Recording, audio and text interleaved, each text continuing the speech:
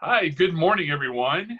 Welcome to our 21st Century Scholar Jumpstart program.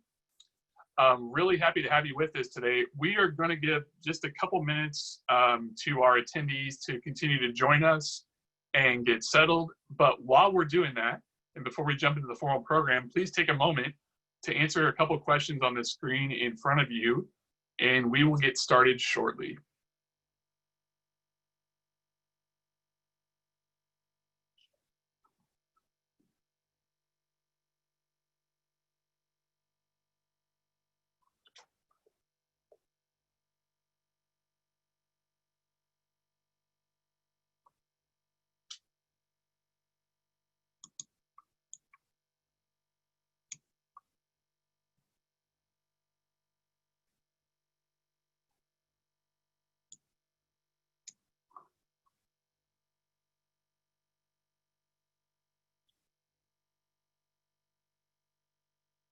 And once again, if you're just joining us, we are going to get started in just a minute, letting people get situated online. Please participate in the poll that is in front of you.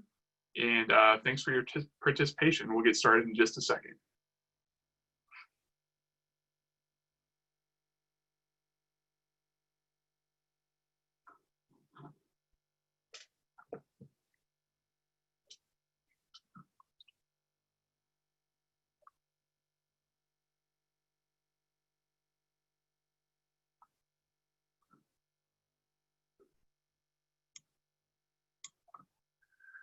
Okay, it is 11:03 by my watch. So good morning, everyone.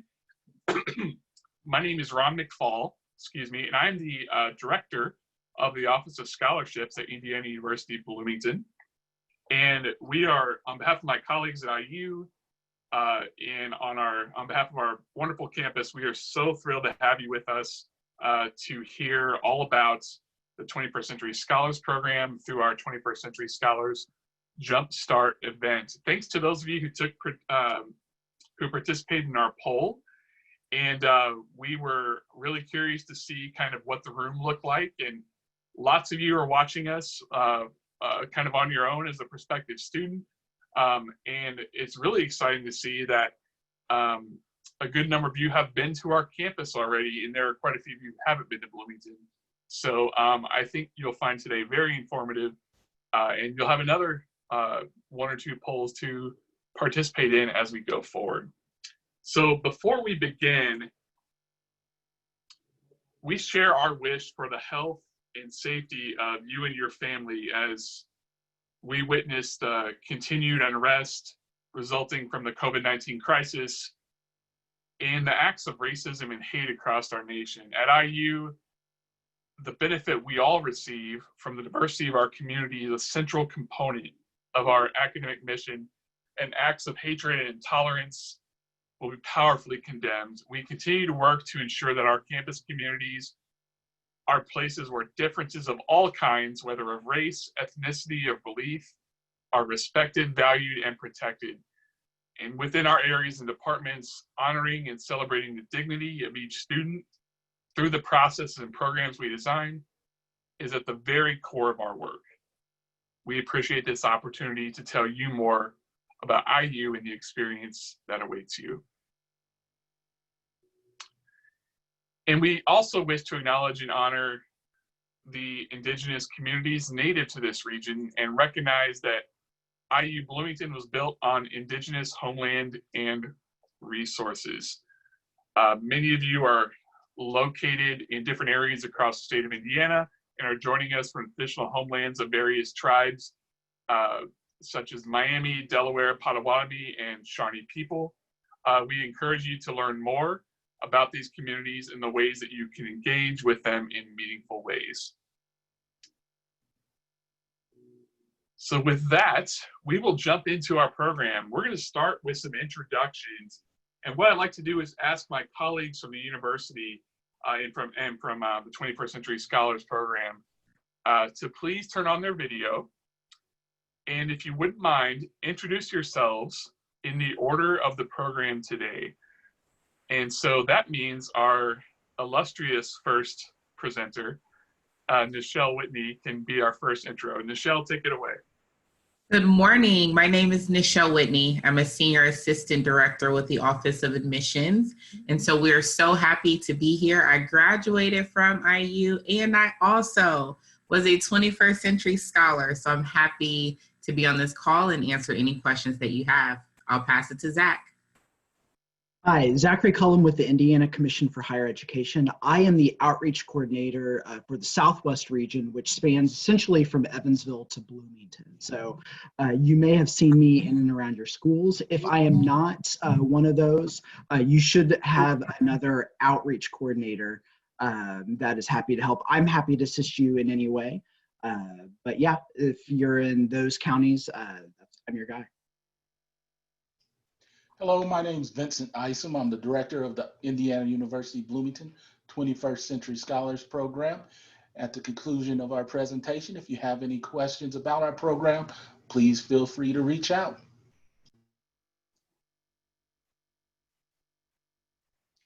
Hi, I'm Amy Hall with the Office of Student Financial Assistance, and I'm a Senior Associate Director.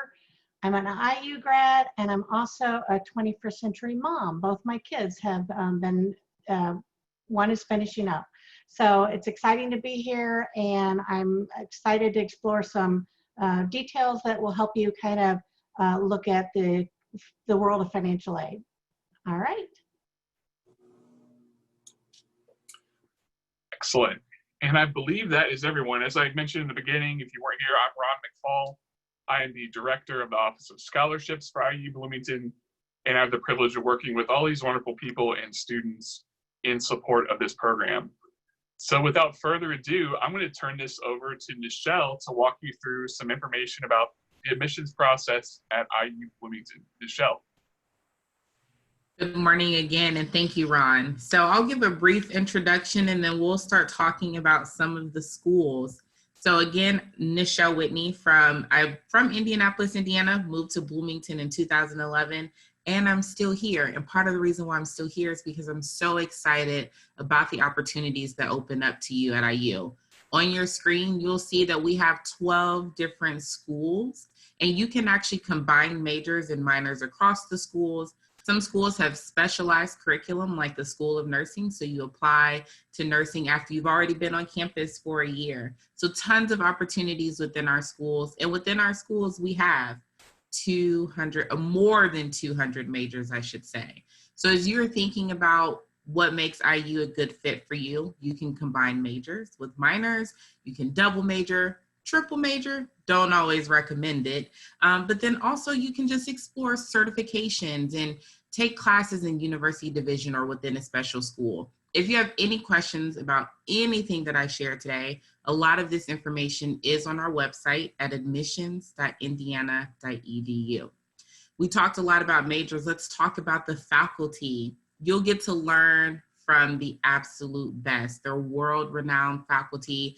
Sometimes students are like, oh my gosh, are my classes going to be huge? Am I just going to be a number? You should feel comfort in knowing that our average class size is only 30 students. Less than 6% of our classes have more than 70 students. You have an average class size of 30 with the student to faculty ratio of 16:1. So faculty become your friends, they become your mentors, and they help you navigate career options after IU. So a lot of good information on why to choose IU, but let's talk about how to apply. So freshmen actually have 3 ways to apply to IU. There's first the Apply IU application. That allows you to apply to multiple campuses within the IU system. So if you want to come to Bloomington, great. But there are other campuses such as regional campuses like IUPUI in Indianapolis or Fort Wayne or South Bend where you can complete an IU education as well. You can also apply via the Common App or the Coalition App. We don't have a preference on which application you submit, but we do ask that you only submit one application. So what do you need to submit an application? Great question. I know you guys. Well, you'll need to, 1, complete the online application. You'll also want to send your official high school transcript, and that must come directly from your school. Additionally, you want to submit, if applicable to you, test scores, so SAT and/or ACT scores. As you go through your process and start to ask questions, you may wonder, is this a good option for me? Should I submit my SAT scores or my ACT scores or both? IU is now test optional. And so we invite you to connect directly with your admissions counselor to get the answers to some of those important questions. You'll need to know for sure our early action deadline, which is November 1. So if you remember nothing else that I say today, please remember that November 1st is our early action deadline. It is non-binding. So what does that mean? When you're admitted, you're not necessarily committed to IU. We give you an extended period of time to review your options, to learn more about IU resources. But I do want to let you know, November 1st, although it's our early action deadline, it is the deadline for highest scholarship consideration. So if you want scholarships, you want to apply before November 1st.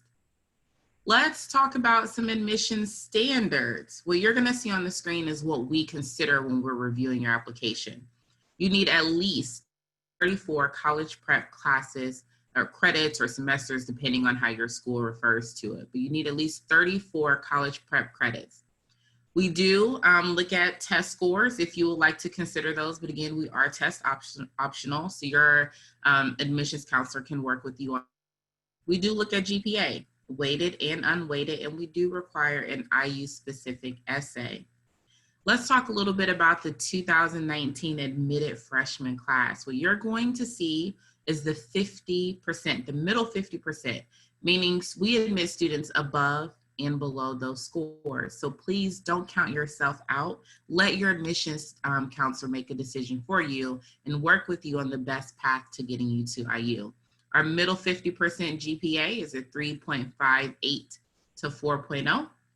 The middle 50% SAT is an 1180 to 1380. And that middle 50% ACT is a 25 to 32. Before I pass off to my colleague, Zach, I do want to talk to you a little bit about the timeline. So let's say you get all of your schools listed, you apply to IU, you have all of your application materials submitted by November 1st, theoretically, but perhaps you meet our regular decision deadline of February 1st.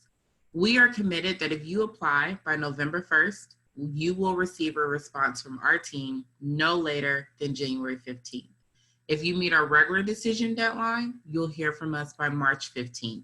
And I should say that any application submitted after February 1st is only reviewed on a case-by-case basis if space is available. So with as much will as possible, you want to go ahead and complete that application before November 1st.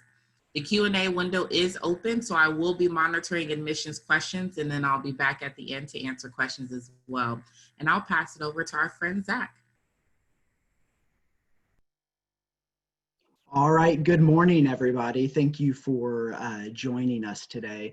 Again, my name is Zachary Cullum. I am with the Indiana Commission for Higher Education. So we are the ones who facilitate all state financial aid in the state of Indiana. So as a state, we give out roughly about $350 million worth of state-supported financial aid, and the 21st Century Scholars is a big portion of that. So we're excited to have you on this call today and excited to dive in a little bit deeper about the 21st Century Scholars and how that relates to the University of Indiana.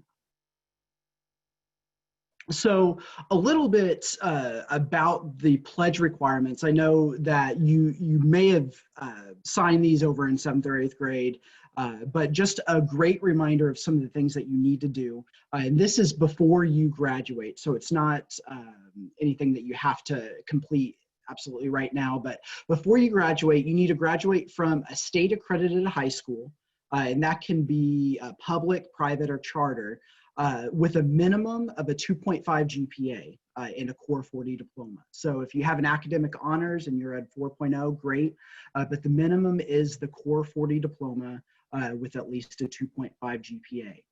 One of the other, there's only a few deadlines, but the biggest one is this coming year, filing the FAFSA, which is the free application for federal student aid, before April 15th.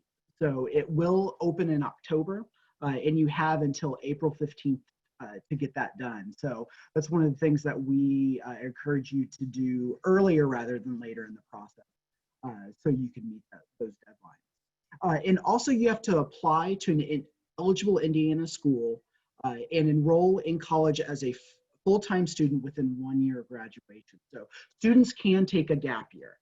And that also includes if you're maybe going out of state, and then if you came back before that year is over, you can start utilizing the 21st Century Scholars. So if you take a 2 or 3 years, that is something that we would look at other of those state financial aid opportunities like the Frank O'Bannon grant or things like that to help you along the way. But that is something that you would need to be enrolled full-time by fall of 2022 for the class of 2021. So maintain satisfactory academic progress. So this is determined by each school, but typically it's a 2.0 and completing at least 67% of the classes that you take. Each year you have to complete 30 credit hours. So typically a class is going to be 3 credit hours per class. And you have to be full-time, which is at least 12 credit hours. So if you take 15 hours in the fall, 15 hours in the spring, that will set you up to graduate on time. And then you would still be within your eligibility.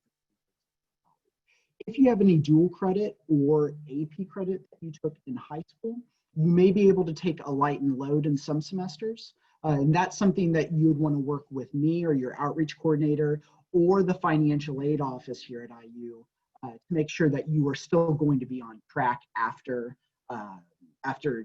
taking a light and load. You are not allowed to use any illegal drugs, commit a crime or delinquent act, or consume alcohol before the age of 21. So that is something you need to be making smart decisions because every action has a consequence. You want to make sure that those actions do not, jeopardize future you by making a mistake or a bad decision that can hurt you in the long run. So just be making smart decisions and know how those will affect you in the long run. And then complete the Scholar Success Program. Some of you may know it by the SSP. And those are the 12 activities that you'll have to do in high school and in college. And we'll talk a little bit more about that here in a second. So as far as the high school SSP program, I'll run through these pretty quickly. Hopefully you have your 9th and 10th grade activities and a lot of your 11th grade activities. I know that we were not able to get into the schools really at all since March. So it's gonna look a little bit different, but if you don't have all of these done yet, that's perfectly fine. So that's something that we can play catch up. But create a graduation plan. That is something that all students have to have in the state of Indiana. So you've already done that. Participate in extracurricular or service activity. This could be band, choir, a sport, or a club at the school that you go to. Or this could be something out in the community like Boy Scouts, Girl Scouts, a church youth group, or any volunteer activity. We have a series of videos that we'll have you watch. Paying for College 101 is one of them. So that's something that kind of introduces you to some of the things that you need to be thinking about as far as paying for college. Career interest assessment. A lot of students take the Indiana Career Explorer, but you can take whichever one that you want. Workplace experience. It could be part-time employment. It can be a internship or a job shadowing. If you are in like junior achievement or JAG classes, those are also great opportunities for those. A second video, estimate the cost of college. We want you to understand what the 21st Century Scholars pays for and how that relates to the different schools that you may be applying to. So that's a great tool. Visit a college campus. So after the event today, you will have the opportunity to take a virtual tour. With that, that counts as a college campus visit. So that's one thing that you can do today. Go ahead and check it off and then you should be good. SAT or ACT, even if you are taking a test optional route, the SAT or ACT is still required for us. So make sure that you talk with your guidance counselor because you get a fee waiver where you don't have to pay for that. So you don't necessarily have to send the scores to the college, but you still have to take it for us. So we will let you know due to COVID if we have laxed any of those requirements. But at this time, the SAT or ACT is still a requirement. So please make sure that you take that earlier again rather than later so you don't run into any issues. Search for scholarships. The 21st Century Scholars will pay for tuition and mandatory fees, but that may not be all of your charges. So the more free money that you have to go to college, the better opportunities you're going to have afterwards, because you have maybe a limited amount of student loan debt, things like that. So make sure you apply for as much free money as possible. Submit a college application, one final video, and then file your FAFSA before April 15th. The deadline for these is June 30th of the year you're graduating, but the FAFSA is the only one that has an earlier deadline, which is April 15th of before that year. So how do you check these off and let us know that you've done them? Hopefully you have done a ScholarTrack application. So ScholarTrack is how we will organize all state financial aid with Indiana. So you can go to scholartrack.in.gov and you can make an account. You will need your social security number or your scholar ID, whichever one. We encourage social security number just because you'll have access to a lot more tools that you can look at your financial aid for.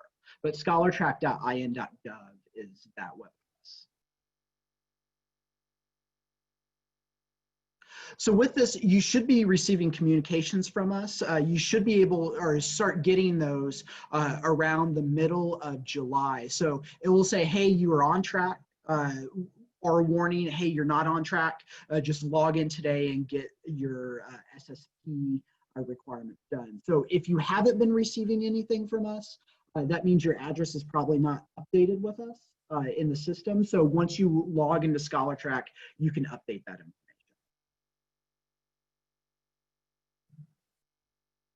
So as far as senior eligibility requirements, SSP activities, June 30th, FAFSA, April 15th, GPA of a 2.5 on 4.0 scale, and apply to an eligible Indiana institution. So you get all those done. What we at the commission will say is you will be eligible for free tuition and mandatory fees at any of the state schools in Indiana, and then also a reduced amount for any private or proprietary schools in Indiana. So it does not cover books or housing, transportation, or anything like that. But at IU, they do have a special program, which I will defer to the financial aid office to talk about. But that is a great opportunity for you guys as well. But the 21st Century Scholars is specifically tuition and mandatory fees. So at the end of your senior year and every year that you are in school, we are required by law to demonstrate that you have financial needs still. So more than like, this only affects about 7% of our students, but the formula is 370% of the federal poverty level. So for application, it's 150%. So we have extended it almost or over double the amount in order to still be eligible for the 21st Century Scholars. So it is a hard cutoff. So if you, if the family income is above the household maximum, then your senior year, you'll be eligible for a $2,500 award. If this happens while you're in college, unfortunately, you would not be eligible anymore. Again, this affects probably about 100 students out of the 14,000 that actually graduate with the 21st Century Scholars. But it's something that if you are having concerns, please reach out to your outreach coordinator and we can help you figure out if you might fall into this. But this is something that we would evaluate every year. So using the 21st Century Scholars, it's 100% tuition at any of the 2 or 4 year institutions. And it's partial at a private or proprietary school. And this is good for up to 4 years or 8 semesters. And you must use this within 1 year of graduating. If you do not, then that is something that we'll look at other state financial aid programs for you. If you can start and stop. So if you take a year and then for whatever reason you get sick or you have a bad accident, you can defer up to 8 years. But you have to use all of your eligibility within 8 years of graduation, but have 4 years of tuition assistance, if that makes sense. And if you have any questions about that, I'd be happy to answer those in the question and answer. So as far as the college SSP, so you will need to have a ScholarTrack account for this. So it's good to go ahead and get that completed. Every year, again, you need to complete 30 credit hours. You need to maintain satisfactory academic progress, file the FAFSA before April 15th, and then every year identify one mentor or champion that can help you figure out either what your direction is or you can use those people as references when you're applying for jobs and things like that. You also need one college engagement and one career preparatory requirement each year. So it can be a new student orientation, summer bridge program, study abroad, or job shadow, informational interview, resume building, things like that. They're pretty easy and straightforward. These will be due before June 30th of every year as well. So make sure that you get that completed every year so you will be stay eligible for your $20,000. We do have scholar resources that we send out to the schools. These are also available for download on our learnmoreindiana.org website. So that's something, there's a whole host of information on our learnmoreindiana.org for 21st Century Scholars, for our other state aid programs, things like that. So that is something that we encourage you to get on there early and often just to make sure that you have the most up-to-date resources. So if you have any questions, please reach out to me, Zachary Cullum, zcullum@che.in.gov. You can also email or call our Scholar Support Center, and then also learnmoreindiana.org/scholars. If I am not your outreach coordinator, on the learnmoreindiana.org/scholars, there is a list of your contact information for your outreach coordinator. Again, I'm happy to help in any way that I can. Please, if you have any questions, put them in the question and answer, and I'd be more than happy to assist you in any way that I can. If not, I hope you all have a wonderful summer, and hopefully we will be seeing you soon in the fall. All right. Thank you, Zach, for your information. And I just want to share with you guys that both Zach and Nichelle are tremendous assets to the recruitment and support process as you continue to consider IU and what that program means for you. We do have a poll before we get into our friend Vince Isom's portion of the program today. So take a look at that poll that's on the screen in front of you, and we're going to see who was paying attention. You're going to have a lot of information coming at you today. We certainly understand that. Please take advantage of our Q&A feature that is part of our Zoom webinar. And we are watching the polling results come in live. So which of the following are required to apply to IU? And I see the votes piling in. Excellent. And the answer is all of the above. We have an application, we have an essay, and we do, of course, have a fee or a fee waiver. So kudos to the 79 or 80% of you who got that one right. And then our second poll question, when do you need to complete your Scholar Success Program activities after your senior year?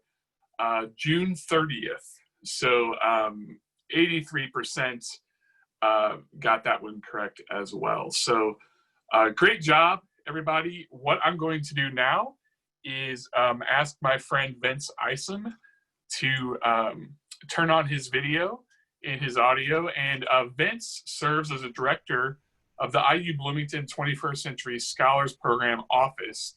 And Vince is a wonderful colleague, a tremendous asset for Indiana University, and offers great support for our current 21st Century Scholars on campus. So Vince, I'm going to turn it over to you. Well, good morning, everyone. I'm excited to be a part of this event every year. When we host this event, I'm excited to try to talk to you about the wonderful things we offer and to invite you to join the Bloomington family and the IUB 21st Century Scholars family. So as you heard, again, my name is Vincent Isom. I'm the director of the 21st Century Scholars Program here. Our mission is as follows. The IU 21st Century Scholars Program, administered by the IU Office of the Vice President for Diversity, Equity, and Multicultural Affairs, OVP-DEMA, helps low and middle income families meet the cost of college by providing students with a wide array of support activities and services on campus, including academic tutoring, peer mentoring, housing options, and professional workshops such as financial aid and overseas studies scholarship. Our mission is to provide high quality service in the form of advocacy and holistic programming designed to promote academic achievement, career development, retention, scholarship maintenance, timely graduation at IUB, and to help them understand their role in making a positive impact on the city of Bloomington and beyond. So you see my team here.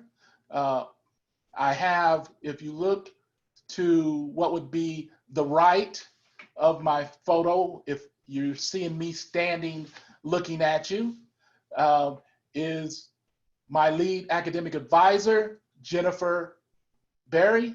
To my left is my office secretary, Victoria Witham. And then on the bottom row, starting on the right, you would have Andrew Schwartz. You would also have, and Andrew is my SMART program advisor. He focuses on advising in general, but also academic improvement. We have Rachel Baveja.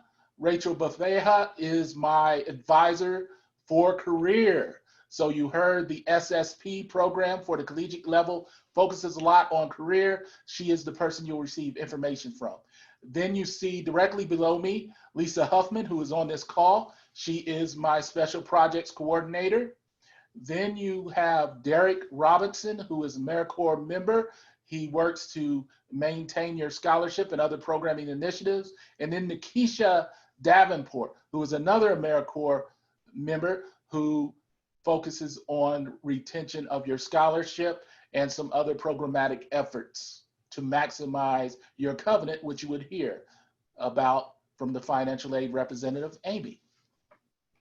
So when we say student support, we have a physical location. We're your home away from home on the IU Bloomington campus, 300 North Jordan Avenue. We're right across from the Neil Marshall Black Culture Center and the theater building. I am the director, and my role is to provide direction, obviously, for the program, but also to be your advocate. I talked about, we have specialized academic advisors, special project coordinator, which Lisa will send you communications via newsletter and email, AmeriCorps members, and programming.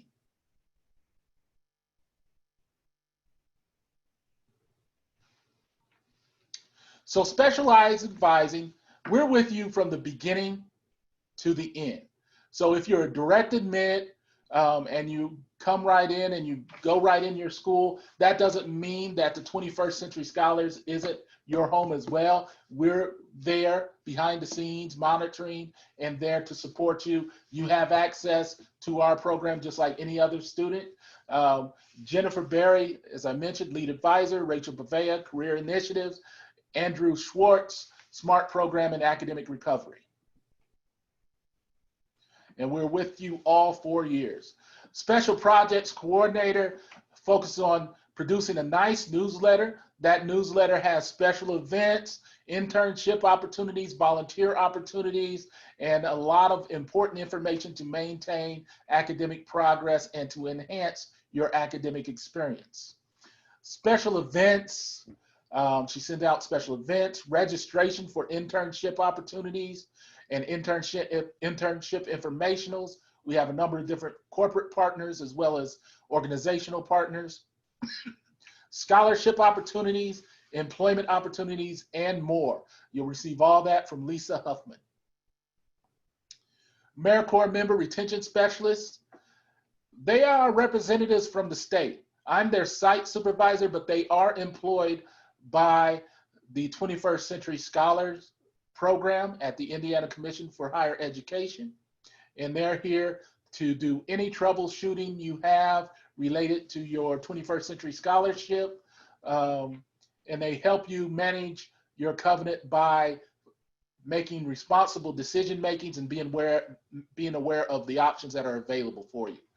Again, workshops on financial management, choosing your right housing option, meets with Give Back program participants. Give Back program is a program designed to get a student involved in community service, and it gives you a discount on your housing costs. Graduate leadership specialists, they focus on students that are in the midst of academic improvement from 2.0 to a 2.3. So again, we're there regardless of what school you're in, we're there to assist you. We'll reach out and bring you in to develop a program to improve that performance. And this individual will meet specifically with you. They also advise our 21st Century Scholars Leadership Corps student organization, and they do professional development, volunteer service, and produce social events to pull our 21st Century Scholars together as a community. And they provide programming, again, to enhance academic performance and also manage stress. Programming, we offer tutoring that's free of charge, study tables that's available for you to come study, engage with your peers, and be in a good environment. We have computer labs, mentoring partnerships. Again, when we talk about the college level SSP, you talk about mentoring. We have a long-standing relationship with the FAYS mentoring program that provides peer mentoring, and then we also have some corporate partners that provides mentoring beyond that. We have midterm and finals week preparation events to allow you to focus on those exams or papers and provide you with some food to fuel the mind and body as you do this. Career and internship presentations, again, designed to assist you in completion. Volunteer corps and Give Back, to give back to the community, leadership development, because we not only want you to excel within the 21st Century Scholars Program, we also want you to be influential on campus and gain those much needed leadership skills. As I mentioned, we're a part of the Office of the Vice President of Diversity, Equity, and Multicultural Affairs. This is our division. It houses academic support centers, mentoring services, and leadership development. That is where the FAYS mentoring program is located. Hudson Holland is a part of this operation, as well as the Group Scholars Program. And we have an overseas study office and overseas studies programs, community and corporate partnership events. We, 21st Century Scholars is not just limited to the 21st Century Scholars Program. A 21st Century Scholars can take part in Hudson Holland. They could take part in the Group Scholars Program. They could take part in all three. So it's a wonderful opportunity to get the best of all worlds. Here you see a picture of us in action. On the right, again, if I was looking at you, you see this past year's Leadership Corps officers. In the middle, you see the Next Steps College Conference sponsored by the Indiana Commission for Higher Education. Annually, there's this conference to pull all the 21st Century Scholars together from the state so they can get to know their peers. Then you also see to the left of that, you see the overseas studies opportunity that some students took advantage of. And below that, holding the flag, the Indiana University banner, is also another group that traveled abroad. In the center, in 2018, the commencement speaker was a 21st Century Scholar. And then you see on the right bottom a picture of the White House.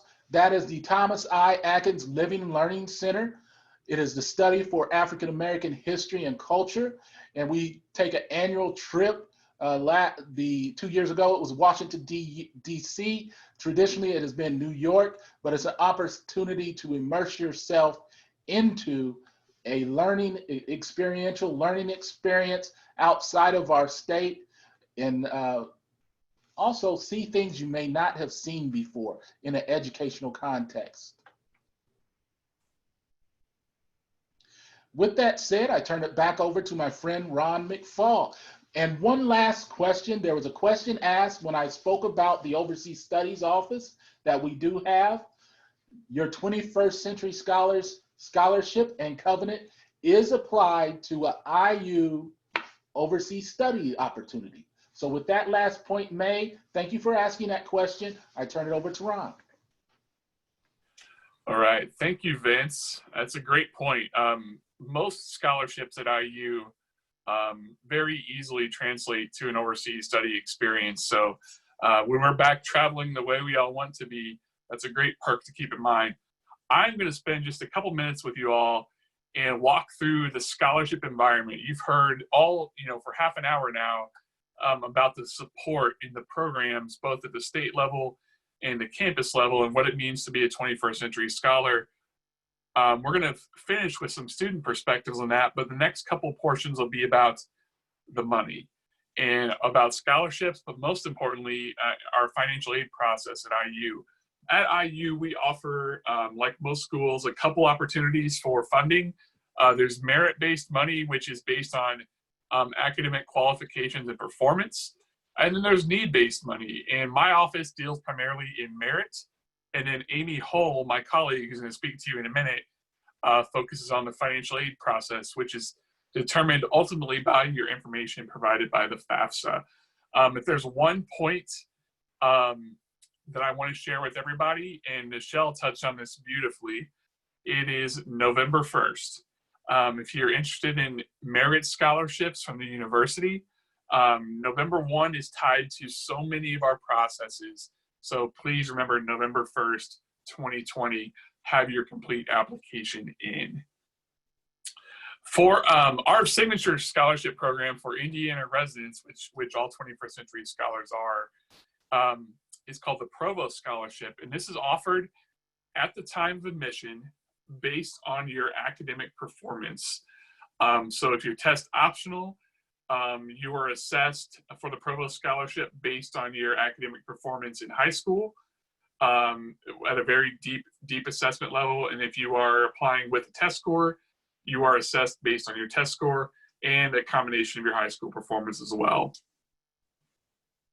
Again, that happens at the time of admission. Selective scholarship application, think of this as part 2 of our scholarship process at IU. So if you qualify, we have a number of departments and programs on campus who will offer you an invitation to apply for scholarships through their program. Again, this is all handled seamlessly by our admissions process and our scholarship process. If you are eligible at the time of admission, just like the Provost Award, you'll be notified via email about that opportunity and also what you need to do to complete this application. Really important point to remember, it's not just about, I think families sometimes think scholarships are the way to pay for college. That's a very important point, and they help a lot. What you should really be thinking about is cost and affordability and all the things you can put together from scholarships plus financial aid, plus some additional aid that you can earn from a part-time job, plus additional scholarships as you search. So when you guys are admitted and when you apply, and if you're admitted to Indiana University, you'll learn all about this portal called one.iu.edu. And on one.iu, you'll have lots of opportunities. Think of it as the app store for IU and all the things you can do administratively. And there's a little IU scholarships platform that you can explore other scholarship opportunities through that tool. We mentioned putting different pieces of the puzzle together for scholarship aid. There is lots of money that is offered outside of the university environment. So on our website, scholarships.indiana.edu, we have kind of a search engine interface where you tell us a little bit about yourself, and we try to direct you to scholarship opportunities that might be relevant to your particular case. And one of those opportunities is non-IU scholarships. So we try to direct you to the most prominent and legitimate opportunities for scholarships. Please note that these are all external monies, and the deadlines and processes may vary fairly greatly. Amy's going to touch on this in just a second.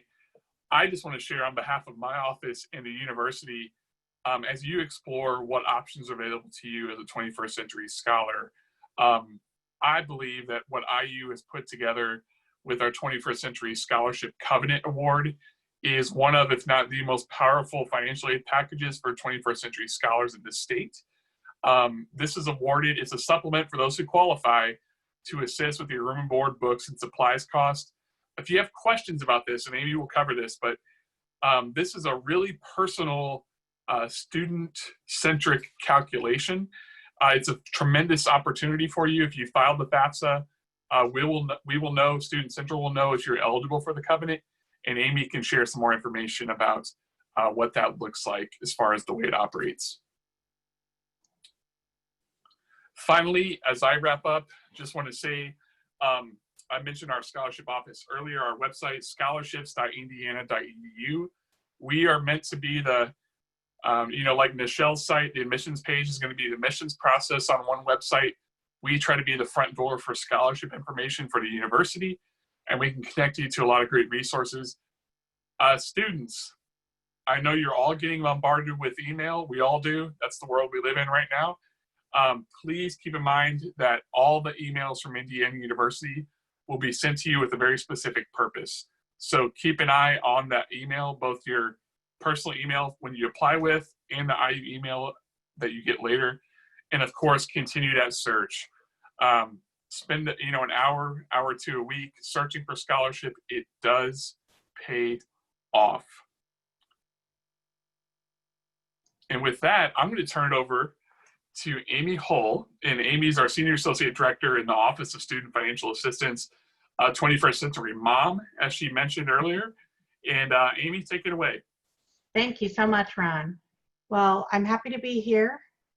And we're going to start with just kind of understanding the cost. When I make any buy-in decision, I need to kind of understand what I'm going to be paying for. So I want to look at the cost of attendance for this current academic year, 1920. Oh, actually, it's 2021. We've already got new numbers up there. So the tuition and fees is $11,222. Remember, your opportunities through the 21st Century Scholars Program, the state covers the tuition and fees. So you can say, check, got that taken care of.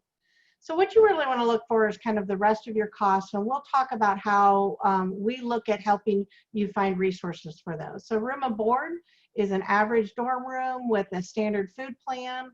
Then you've got, and that's pretty much what your bursar bill would be unless you add other charges as well. So in this scenario, you want to kind of keep that in mind, $22,426. But we know you need to buy books and supplies to be an academic student. So you need to go to class, you need to live and eat, and you need to have books. Other purchases beyond that are really discretionary. So what I want to point out is if you look at direct costs plus books and supplies is $23,356. So if you want to crunch some numbers with me, just write down $23,356 and we'll come back to that. Transportation is getting to and from Bloomington. So you know what? I'm in Bloomington. So when I would go pick up my daughter at school, I didn't charge her gas money. But let's say I lived in the region and for Thanksgiving, I've got to buy a bus ticket. So you might want to calculate some of that. So some of these resources are, again, certainly discretionary or how you want to look at your budget. However, we do have to, by law, we have to put in a transportation portion within our cost of attendance. So understand where you are. If you have a car on campus, you don't have to. You've got free bus access all over campus and all over town. But transportation, if you did have a car, you might have payments, insurance, parking passes, and God forbid, parking tickets. All those kind of things can really add up. So keep in mind, it's a very doable campus without having a car. And then just getting to and from the university is maybe what you want to calculate your transportation costs. Personal expenses are certainly discretionary, anywhere from Friday night pizza to I need to go to CVS to get laundry soap. So keep that in mind. Our cost of attendance for this next academic year is $26,186. And that again has some discretionary costs in that. All right, we'll move to the next screen. So when you work with the IU Financial Aid Office and Student Central, when you have completed a FAFSA, the FAFSA is starts opening up every October 1st, and your deadline as a 21st century student really is April 15th. So from making sure you're eligible for your aid, you want to make sure you're meeting all your requirements, but making sure you get it your FAFSA done by April 15th. That helps us to determine information. When you fill it out, the FAFSA is the same at any institution. We're receiving the same data. What is calculated is expected family contribution. And that does not necessarily reflect the expenses you'll pay. It helps us to determine, like an index, of if you qualify for need-based aid. So for instance, Pell Grants and that sort of thing. So there are different types of aid. And what Ron was talking about earlier is scholarships. Scholarships is gift aid. When somebody gives you a scholarship, you've earned it.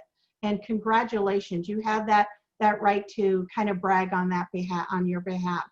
It could be academic, department, and of course there's also non-IU scholarships that you can bring to IU.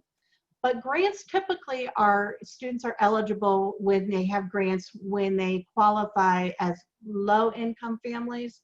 So from the state of Indiana that you qualified possibly for your 21st century based on your income, and you also could have some federal grants as well. So that's where we use that information.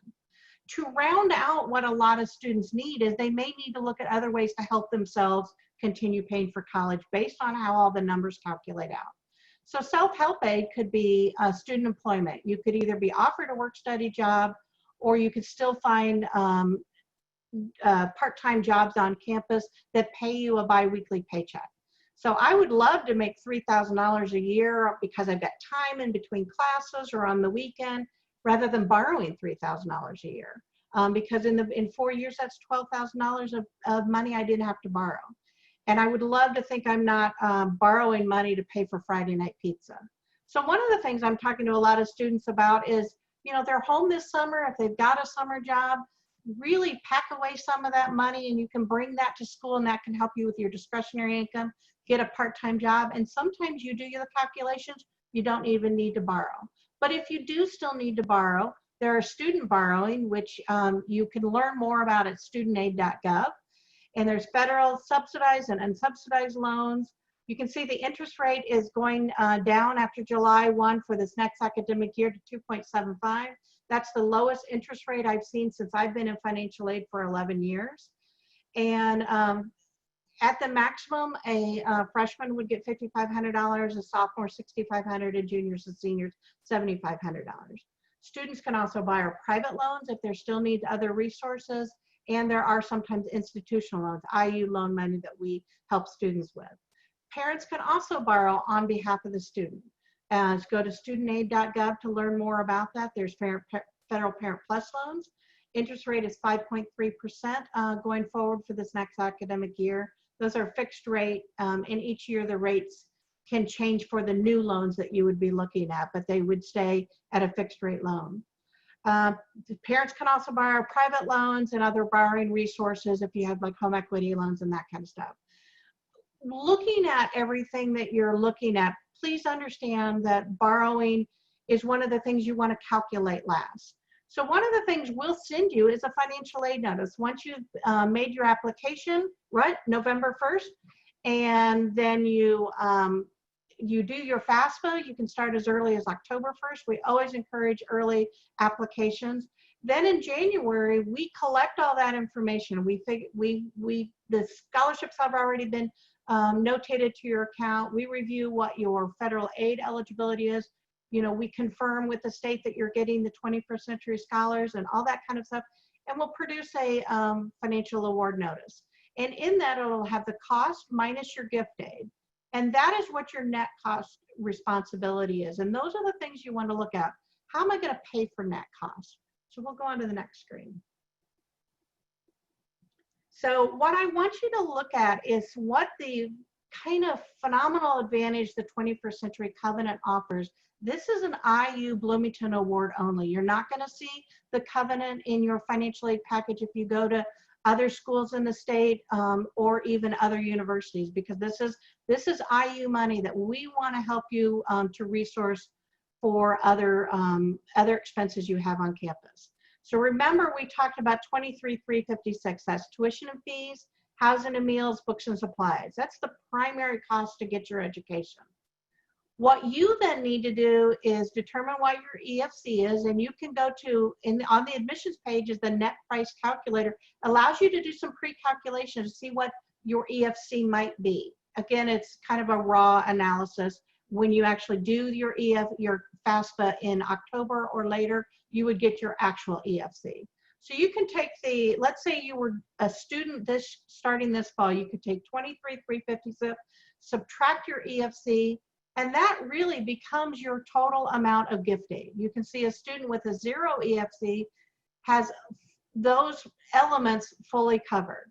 But a student that has a higher EFC, because the family is in a financial position to be able to support more, they don't have the full $23,356 covered.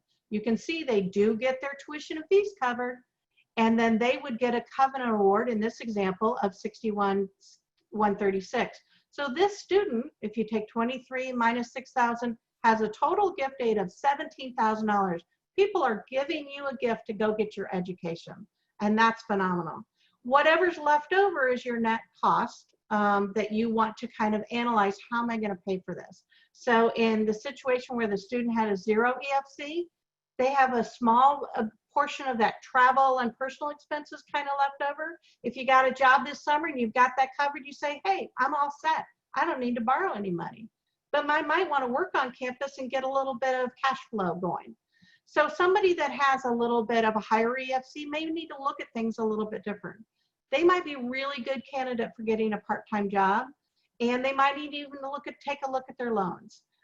Or maybe there's resources that the family has that they can help support some of those expenses. Keeping your expenses very reasonable will help you kind of reduce some of the overall burden that you have. So keep in mind, it's all based on your particular financial information. Student Central can really help you. Once you've completed your FAFSA and you are an admitted student, they would have that direct information to help you. But this hopefully gives you some information to kind of do some small calculations. All right, we'll move to the next screen.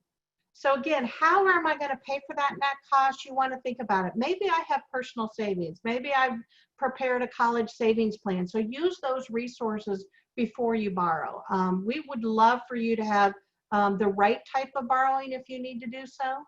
The IU Bloomington Bursar office offers a payment plan. So your Bursar bill is small. You've got enough money to cover personal expenses, or you're going to have a part-time job, but you can pay your Bursar bill over 4 payments. So September, 10th, October, November, and December for the first semester, and the same for second semester.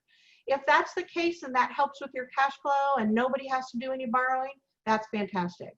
I highly encourage part-time employment. Statistics show that students that work on campus, minimum of 10 to 15 hours a week, really do better in school. They make better grades, they have better time management, they're building life skills. And as Vince talked about, they could be gaining leadership opportunities. So it's something to really consider. And yes, many students can right off the bat take advantage of part-time employment. So next question is, will I need to borrow?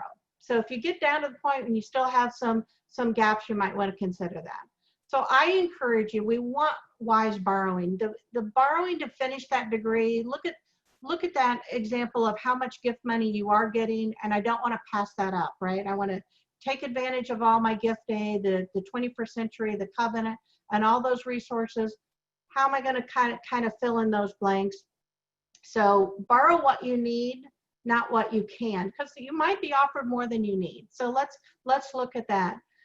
Consider what things are going to look like 4 years from now. So if I borrow $3,000 every year, that's $12,000. What does that look like? Rule of thumb is you want to borrow less than what you might make your first year of salary. So if I know I'm going to make $40,000 and that's pretty realistic for what I'm studying, I really want to borrow less than $40,000. Most 21st century students get through their undergrad with way less borrowing than that. Calculate kind of future loan payments. And one of my favorite apps is going to studentaid.gov and going to Loan Simulator. Playing what if scenarios. Knowing today what things might look like, you might actually make different buying decisions. You might find low cost housing your sophomore, junior, senior year and really save amount. Then your aid can actually go further. There's all kind of strategies. Just some loan statistics there. Graduates in 2018 graduated with about $28,000 in aid. So if you can look at your calculation and really realize the gift you're getting as a 21st century scholar, I as a mom, it is what helped my kids go to school. Otherwise, they would have lived at home, we would have done community college, and then they would have transferred and they would have borrowed more. So we are eternally grateful that that has been a resource as a single mom to help my kids. Go to the next screen. Really quick timeline. Think about that FAFSA. So November 1st is a big admissions date, October 1st, and make sure you get things done each year before April 15th. If we've asked for information, as Ron said, that IU email becomes your communication with us. It's secure. We will ask you things if we have questions. We need to get that cleared up before the academic year starts. So always be watching that. Look at your budgets. I would encourage you to go to Money Smarts at iu.edu. It is our financial wellness programming, and they will help you with all kind of resources from budgeting and planning and things like that. So we wish you good luck, and we're really excited to have you on campus if we are your school of choice. I've put some resources on there. I forgot this was the page on there. Net price calculator is where you can do some scenarios now to kind of see what your FAFSA might look like. Scholarship hunting, just going to promote the scholarship department, FAFSA, studentaid.gov, and again, Money Smarts at iu.edu.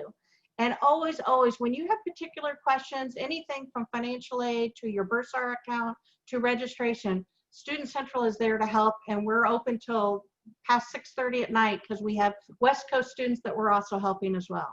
So we welcome you. Thank you. Amy, thank you so much. And that is a great summary on the financial aid process. There's far more to cover and understand than just a few minutes with each of us. But thanks again for that wonderful, wonderful overview. As you can see, as we prepare for our final section of today's program, we have another poll that's up. So for those of you who are registered, please chime in. We're watching the results stream in live here. And I am really pleased with the first question.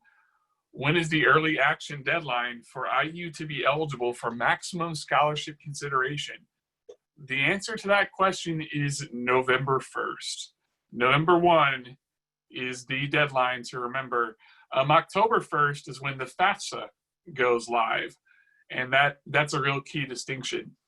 The 21st Century Covenant is only offered at IU Bloomington. Look at this, 50-50. The answer to that is yes. The 21st Century Covenant is only available at IU Bloomington. So if you're considering another, this is a really important distinction, if you're considering another IU campus, the Covenant is Bloomington specific. Other campuses may have different variations of other ways to support 21st Century Scholars, but that is a Bloomington specific program. And as I mentioned, the time frame for the FAFSA, October 1st through April 15th. So great job, everybody, on those questions. Now, it's my pleasure to turn it over and introduce to you some of our, I guess, the real stars of the show. And these are real life, living and breathing 21st Century Scholars. So with that, I would love to have our scholars go ahead and turn their cameras on and get their images up, and we will go ahead and get the ball rolling. So let's have, let's see here. Let's have Michelle, you go first, and then we'll have our two Emilys go after that. Okay. Hi, everyone. My name is Michelle. I'm going to be a senior next year. I'm also a 21st Century Scholar. I'm majoring in psychology with pre-med and a minor in gender studies. And nice to meet you all. Emily Kelly, let's go with you. Hi everyone, I'm Emily Kelly. I'm going to be a junior next year, and I'm studying media advertising and media cinema production. Hi everyone, I'm also Emily, but I am Emily Peregrina. I am a rising sophomore, and I'm studying biochemistry and Hispanic studies with a minor in Latino studies. And I'm also a 21st Century Scholar. And I just want to say thank you for joining the program today. Thank you, ladies. Great introductions. What is really interesting about this program is the opportunity for rising high school seniors to learn about this program. And you all were not in, hasn't been that long since you were in their shoes, if you know what I'm saying. So let's, if you don't mind, if each of you could answer this one, then we'll split up the questions later. If you could each share why you chose Indiana University. And let's do Emily Kelly, and then we'll do Michelle, and then we'll do Emily Peregrina. Okay, so I chose IU because, one, it was the only university in Indiana that I truly wanted to go to throughout high school, because I looked at it and I saw so many opportunities, and especially being a 21st Century Scholar since like about 8th grade when the process started, I knew like that was an opportunity I did not want to lose, and I definitely wanted to take advantage of it. So IU really was the only one on the map that I truly saw myself going to. And once I visited and really researched a lot more, that was when I was like, yeah, like that's the only school I'd see myself going to.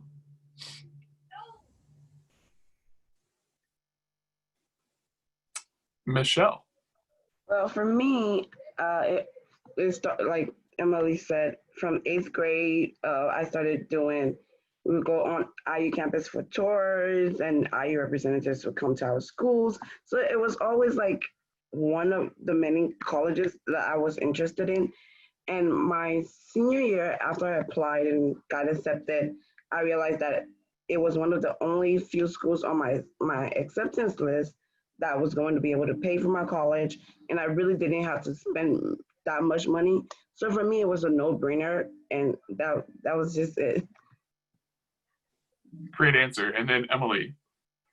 I would like to start off by saying that I have an older sister who also goes to IU and is also a 21st Century Scholar. So as a senior, I got to see what her life was like in Bloomington. And when I took my tour to Bloomington, I just really noticed the sense of community on the campus, regardless if I was working with other organizations or the 21st Century office. So I believe it was the sense of community that really drew me to Bloomington. And I can honestly say that Bloomington feels like home now, thanks to this program and others that I found on campus. Great job. Really interesting to hear your sort of different approaches to the university. We all find our way, as an alum, I know we all find our ways to this school through different paths. As 21st Century Scholars, if you could each share, what's the first thing that comes to mind when I say, how have you been, other than the finances, which we know is a fantastic thing, how have you benefited by being a 21st Century Scholar at IU Bloomington? And let's do the other way now. Well, let's go Emily Peregrina first, and then Michelle, and then Emily Kelly. So last year I was a freshman, so transitioning from high school to college, especially with the course load that came with college classes, it was a bit daunting at first, but the 21st Century office offered tutoring, and so I was very, very grateful for the biology and the calculus tutors that I was able to get. And I know the struggles of those classes, but I can honestly say that having a tutor by my side and having other students that I could work with who were also going through the same struggle was a great benefit that I got from this program.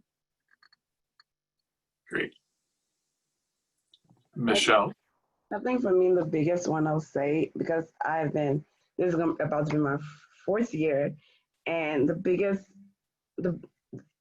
above all, I think the support of financial, like you said, no financial aid, but support, tutoring, like Emily said, like tutoring is a big part. I remember my first year, I was struggling so much because I didn't know how to like plan classes and how to just like form a study plan, and just having that support and knowing I'm not alone was a great, because you move from a little school and then you go to IU, which is huge, and it feels like everything is crazy, but then you have your own family on the side that is just there to support you, and that's great. That's amazing. And Emily. I mean, I agree with both of you guys. I definitely felt a lot of support from the advisors and from tutoring and study tables.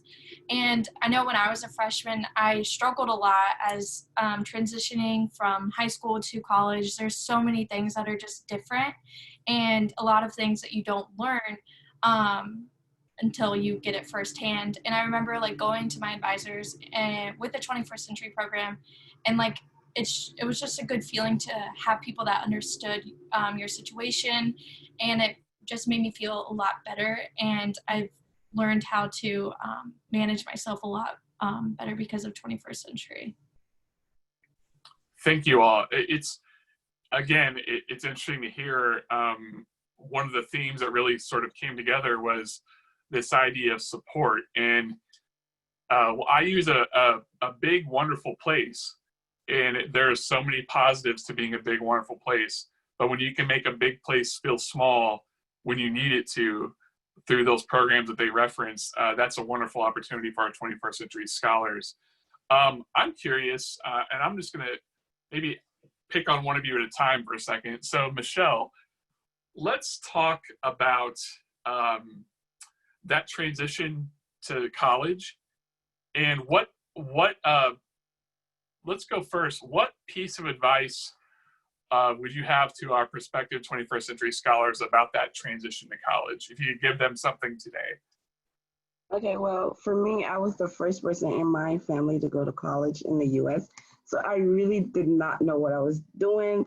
And regrettably, I did not take advantage of all the counselors that were available to me my first year, because I don't know. I think I was just too afraid. So my biggest, if you would take anything from me, I think it will be to make use of your counselors and the programs that are offered to you, because they're all there to help you, and no one is going to judge you, even if you feel like what questions you have are dumb or you don't understand what you're doing and it's so confusing, and you feel like everyone has their life together and everyone is doing great.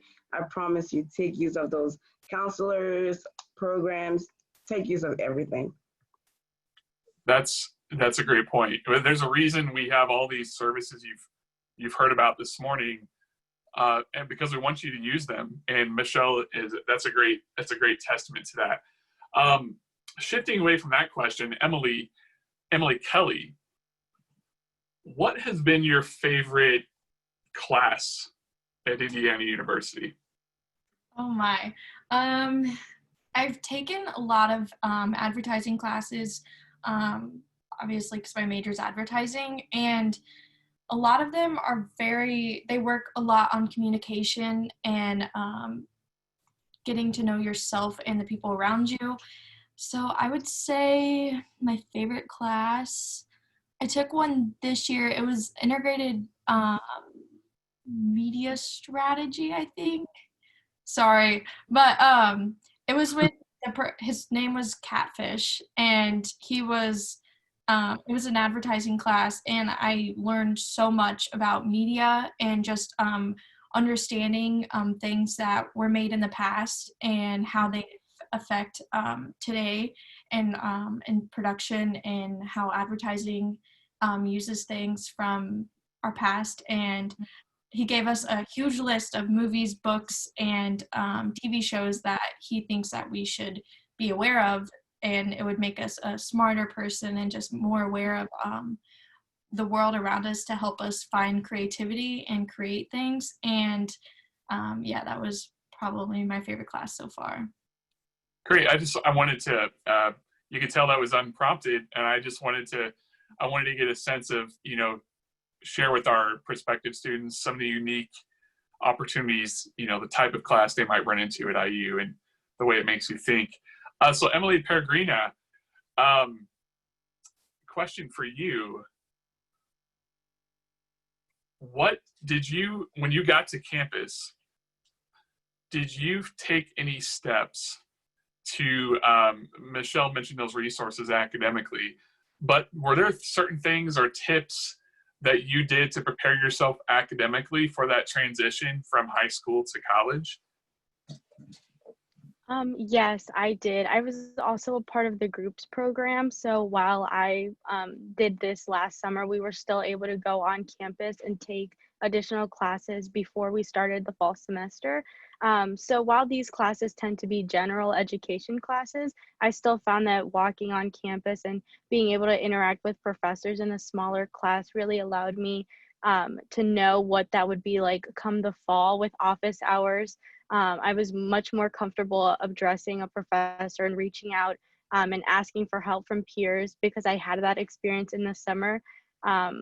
And so that, and just I read a lot. So I noticed that in my transition, whether I was in a math or a science class, I was reading constantly. So just staying on my toes, I believe, was something that gave me a bit of an edge come the fall. That's great. Yeah, it's a very different transition when you realize like you have your only job at that point is to learn, and like your experience every day is about getting the most you can out of the university, and that's a really great illustration of that. And we're here for you. We're here to help you do that. I'm going to wrap up our panel, but before I do, I just wanted to turn it over to each of you one more time. And Emily, we'll start with you, Emily Peregrina, to if you could just share, we talked about a piece of advice, but if there's anything you would like to share with our students before we wrap up our panel here, please do so. So Emily, we'll start with you. Yes, I was a freshman. So as a freshman, I wanted to immerse myself in the Bloomington community in any way that I could. So while our schedule will look a bit unconventional come the fall, I highly recommend each of you, if you choose IU Bloomington, to immerse yourself in the community, find your niche. Like Mr. McFall said, if you can make this big campus smaller for you, and if you can find the places where you feel like you belong, I highly recommend just talking to your professors, talking to your peers, and networking. It really saves your tail when you have to form study groups, or if you want something on your resume that'll look really good. And IU Bloomington has many, many different ways that you can do that. So just reaching out to others and networking would be my #1 tip for incoming freshmen. Yep, don't be afraid to ask. We're here for you. Michelle, how about you? My #1 tip to like the freshmen coming in, I think, would be to not put too much pressure on yourself. I mean, when you first get to college, it's so different from high school. So you feel like you're falling behind, or everything is not falling in place. If you're an A student, now you'll find that you're a B student. Like, don't put too much pressure on yourself. Give yourself time to transition, and just take it one step at a time. If you need help, like you said, go get help. There's no shame in getting help. And you have so many people that are willing to help you. You just have to ask and find the right resources for yourself. And Emily Kelly. Definitely one thing that I struggled with my freshman year that I was able to look back and learn from as a sophomore. And my sister was an incoming freshman last year, so I was like giving her all this advice. Definitely was don't be afraid to ask for help. And I know we've all mentioned that multiple times. That was like what I really struggled with was if I was falling behind in one class, I was too afraid to reach out to my advisors or to my professor. And I was getting too afraid to make connections with those people, and I started to isolate myself.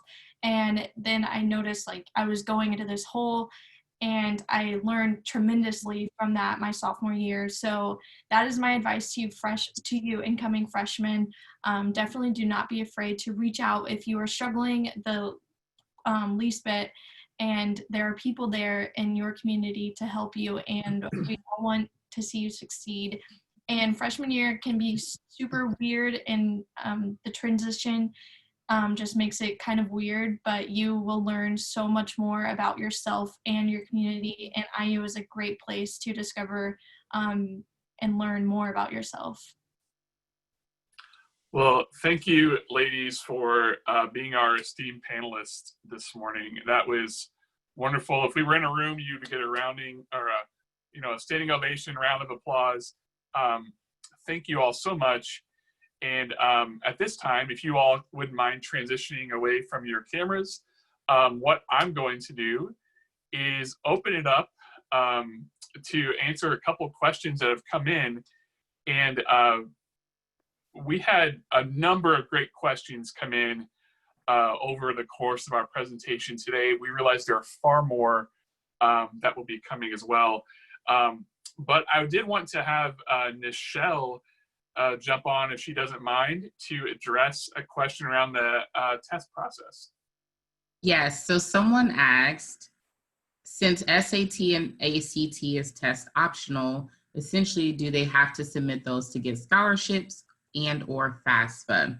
Well, for some scholarships, test scores are still required, so you want to make sure that you're looking at the criteria for those scholarships. That does include direct admission to different academic schools at IU. So if you're interested or want to know more, again, connect with your IU admissions counselor. However, you do not have to submit test scores in order to complete your FAFSA.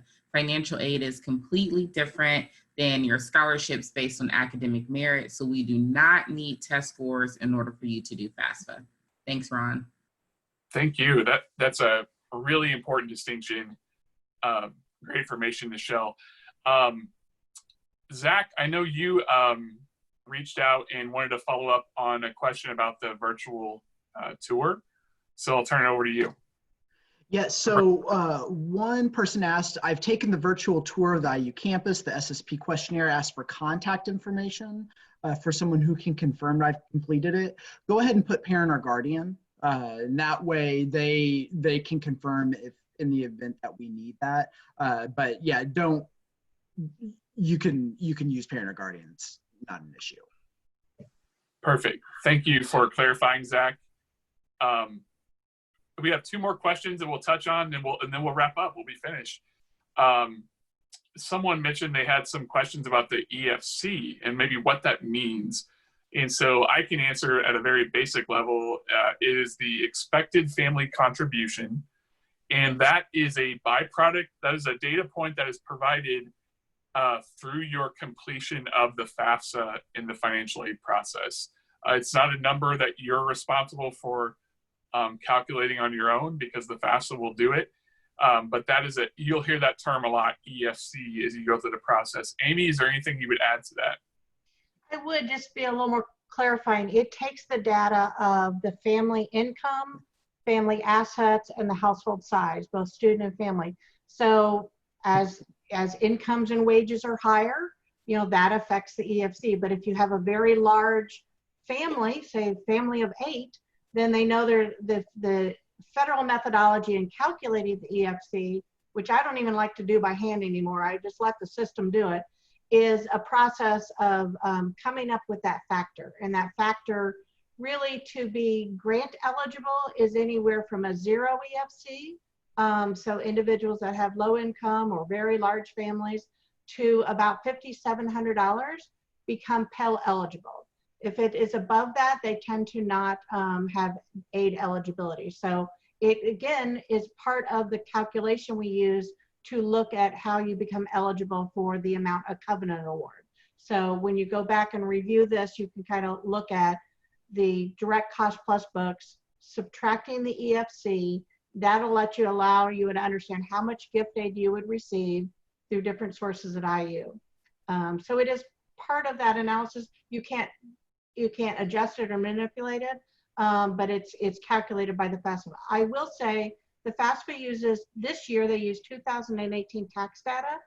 So we are seeing, because of COVID, there are lots of families in a lot of different financial situations than they were back in 2018. So keep in mind, when you file your FAFSA this year, it'll be 2019 tax data. And in 2021, when you start school in the fall of that year, your financial situation may be different because of the impact of COVID or something.